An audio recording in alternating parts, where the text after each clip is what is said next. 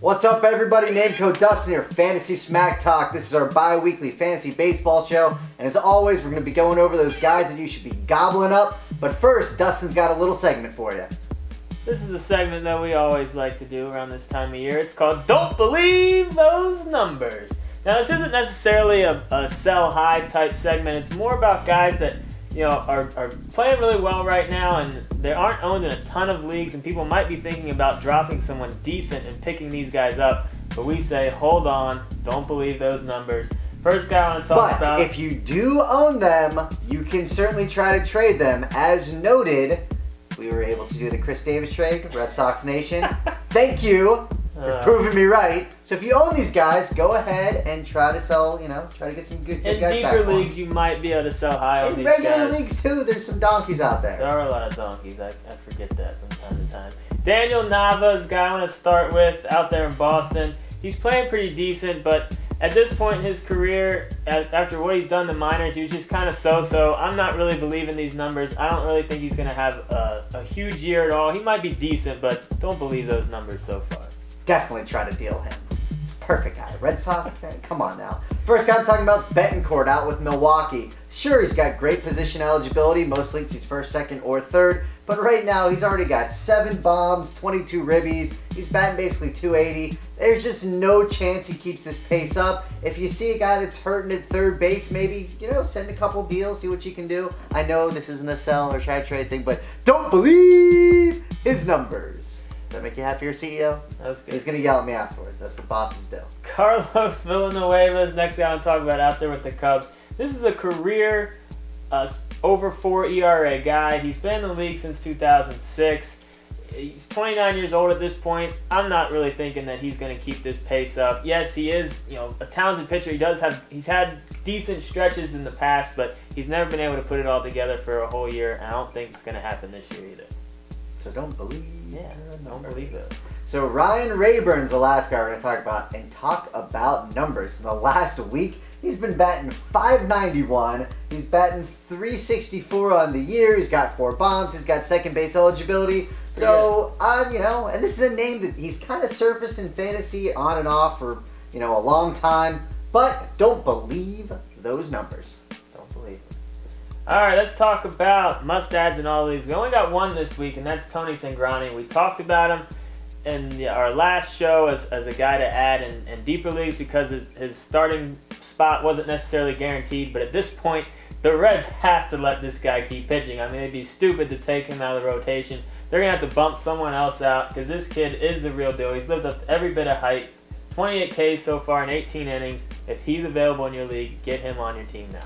Yeah, the one little knock on him, supposedly scouts say the second time he goes through the league, he might be, getting knocked around a little bit more. Big lefty right now. That's normal for so, we love them sell high guys. Talk about selling high. You get a guy like Matt Harvey for him.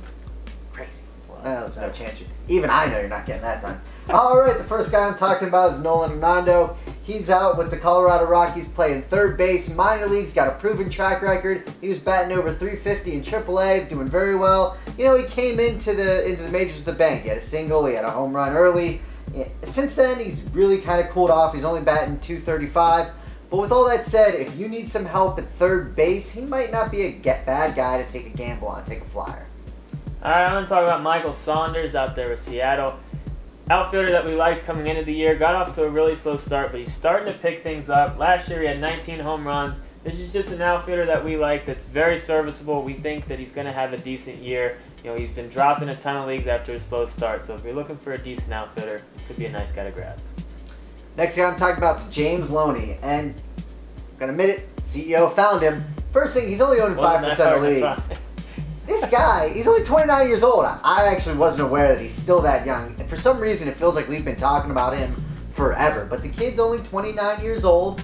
Young buck compared to us old guys sitting up here now. He's batting .375. He's got a home run, about 13 RBIs right now. You could do a lot worse if you're looking for help at first base. So definitely, if you got a guy struggling like Ike Davis, you might want to pick him up until Ike turns it around, because we all know he will. The thing with Loney, too, he's only on 5% of leagues. That's pretty much a joke at this point, I feel, because he has proven before that he can bat for average. He's not going to give you the most power out of first base, but, 5%. The guy's going nuts this year.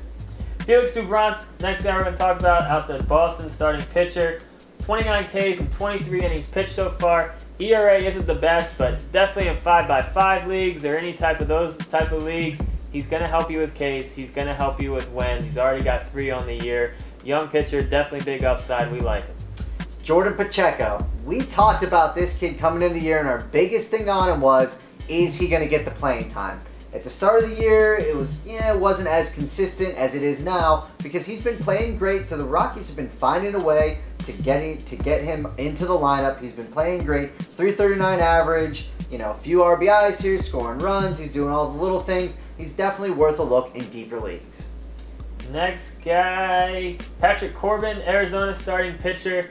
This guy pitching pretty well so far this year.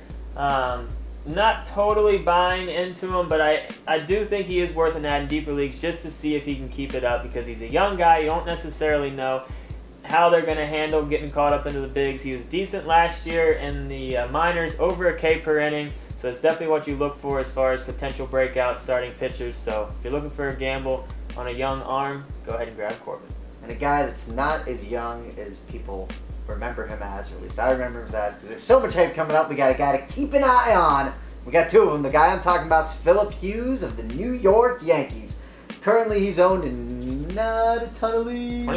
25% That's just of leagues. He's a Yankee. Just because he's a Yankee, but if you're not, got that East Coast bias up there, he might be worth kind of a look. I mean, he started off not great, but his last 3 games, these all been quality starts. He's got a 2.7 ERA, 21 Ks. So, he's definitely somebody to keep an eye on. Keep an eye on. You don't have too many Yankees fans in your league. He might still be available.